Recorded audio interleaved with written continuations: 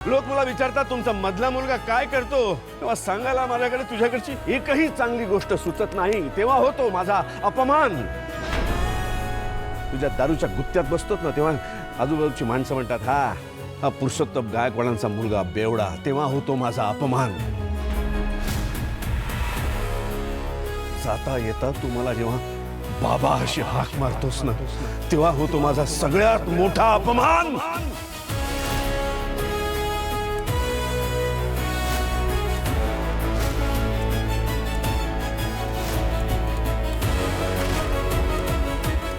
आता बोल, घेणार आहेस या सगळ्या अपमानांचा बदला?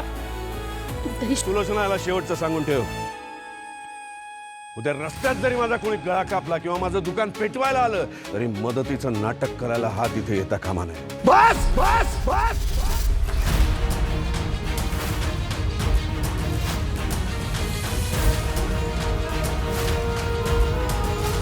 हा कुठला हट्ट आहे हो तुमचा? लहानपणापासून मीच चुकीचं आहे हे मी लहानपणापासून ऐकतोय, आणि याची शिक्षा किती दिवस अजून भोगायचे मी?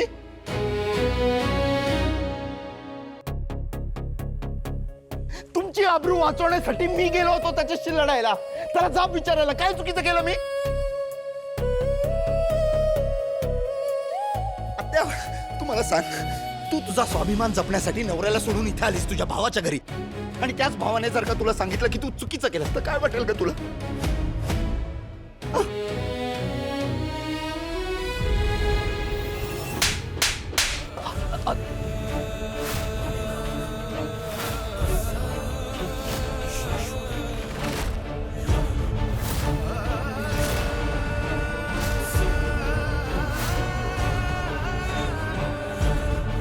काय बोलतोयस?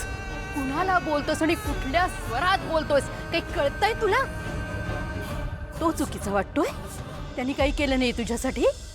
अरे त्यांनी काही केलं नसतं ना तुझ्यासाठी तर तू इथे उभा नसतास, भीक मागत असतोस रस्त्यावर. माहितीये त्यांनी जे नाव कमवलंय, जो आदर कमवलाय, तो कमवणं तर दूर असतो, राखणं सुद्धा तुला जमणार नाहीये रे. पुरुषोत्तम गायकवाड हे नाव तुझ्या पाठीमागे नसतं तर काय किंमत असते तुझी जगात? काय म्हणतोस तू त्याला? देव म्हणतोस ना?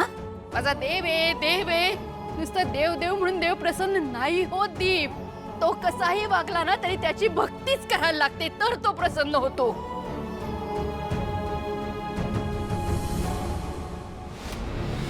तुला शेवटचं सांगते, याच्या पुढे माझ्या दादाला काही बोललास तर ते मला चालणार नाही. ते मी खपवून घेणार नाही, कळलं?